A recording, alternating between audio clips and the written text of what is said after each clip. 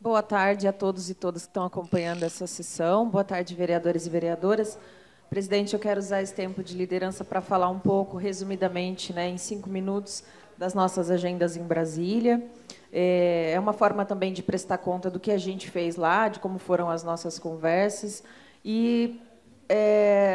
talvez até esclarecer algumas coisas que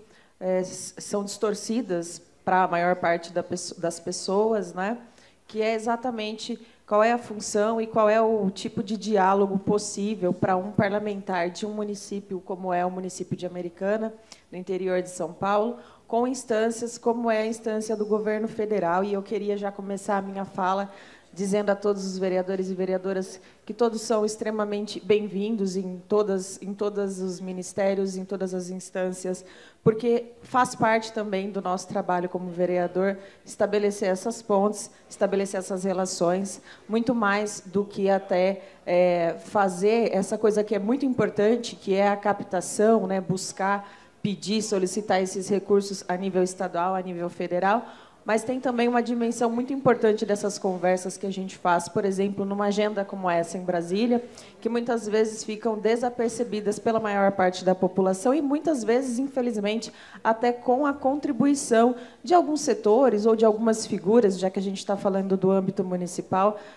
que representam uma parte aí da imprensa, né, que acaba, de alguma maneira, contribuindo para uma visão completamente distorcida a respeito do papel, da função desse tipo de atividade que compõe o rol de atividades de uma parlamentar. E aí eu queria dizer que, nesses 3 dias em Brasília, eu pude estar conversando, solicitando recurso, claro, falei com o deputado federal Alencar Santana, deputado do PT, falei com a Gleise, que, além de ser deputada federal pelo PT, é também presidente do Partido dos Trabalhadores. Nessas conversas, assim como outros, outros deputados federais, outras lideranças com quem a gente vai conversando, é sempre no sentido de trazer, por um lado, o que a gente está desenvolvendo na cidade através do mandato, mas também de solicitar pontualmente recursos, como foi o recurso que eu solicitei para o deputado Alencar, no sentido de trazer custeio, emendas parlamentares de custeio para a nossa cidade. Aliás, hoje a gente teve uma boa notícia anunciada na imprensa local, que é uma notícia sobre a Unacom, a Unidade de Oncologia, que passará agora, habilitada pelo Ministério da Saúde, a partir de então ela será 100% custeada com recurso do governo federal. E, fazendo isso, o município de Americana, então, se alivia daquelas demandas, né, que antes eram custeadas em parceria com o governo do Estado de São Paulo, todas elas relacionadas à Unacom. O que é importante trazer aqui é uma síntese, né? Então, eu queria trazer que as conversas foram muito boas, tanto as conversas políticas, né, que, ao contrário do que se pode imaginar, elas não se resolvem num e-mail, elas não se resolvem numa conversa virtual. Há algumas coisas do meio político que são muito específicas e só podem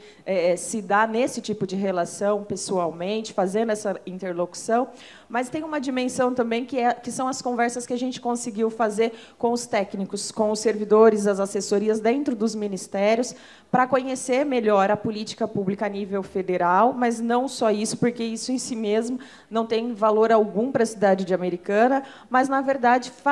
conseguir perceber os caminhos para fazer a relação entre essas políticas a nível federal e a execução das políticas que atingem no dia a dia as pessoas que moram aqui em Americana. Então, eu estive aqui, ou melhor, em Brasília, estive em 3 dias e estive no Ministério das Cidades, inclusive falando com o secretário nacional de Mobilidade Urbana, Denis Andia, sobre uma questão muito específica da região do Tancredi, Bosque dos Ipês, que são bairros que não têm pavimentação ainda. Foi anunciado recentemente pela imprensa que a Prefeitura de Americana acessaria 10 milhões em recursos financiáveis, né, pelo programa Avança Cidades do Ministério das Cidades, e 1 milhão a fundo perdido que viria mesmo para a nossa cidade para fazer a pavimentação dessa região. E muitas informações trocadas, muitas distorções. As pessoas começaram a achar, Lucas, que havia um atraso do governo federal no envio dessa verba. A gente fez, inclusive, um requerimento, daqui a pouco eu vou trazer mais detalhes aqui, mas o fato é que essa conversa no Ministério das Cidades ela nos ajuda muito a entender e também a se movimentar para que a Prefeitura se movimente, faça a adesão ao financiamento, que é importante, inclusive é um financiamento muito concorrido. A gente teve também no Ministério da Justiça, falando um pouco com a Tamires Sampaio, buscando recursos para qualificar, aprimorar os equipamentos da Guarda Municipal. Falamos também no Ministério do Meio Ambiente sobre a questão dos direitos da proteção dos animais. A gente tem aí um dado muito preocupante, Silvio. Em 2021, foram 24 milhões celebrados em convênios, emendas, enfim, recursos que, a princípio, viriam para essa causa que é a causa animal, uma causa que, em quase todas as situações e municípios, ela é sempre relegada num segundo plano. E a gente sabe que é uma necessidade importante, uma questão de saúde também.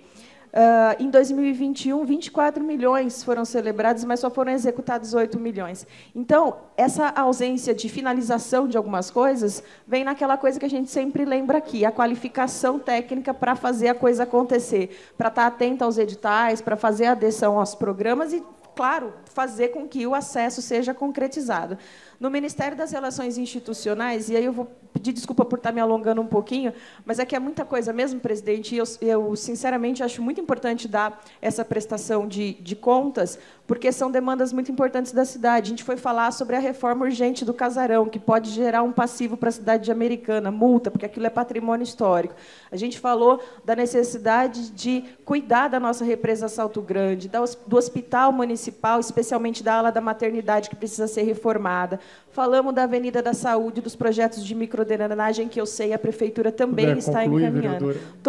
Já estou terminando, presidente. É que é muito difícil mesmo falar de todas essas agendas,